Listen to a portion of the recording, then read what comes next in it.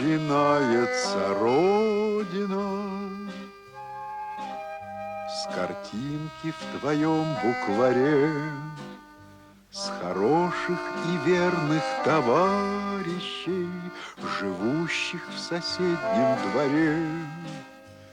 А может, она начинается с той песни, что пела нам мать, с того, что в любых испытаниях у нас никому не отнять.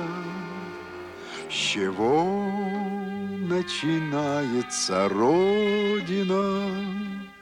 С заветной скамьи у ворот, с той самой березки, что в ополе, под ветром склоняясь, растет.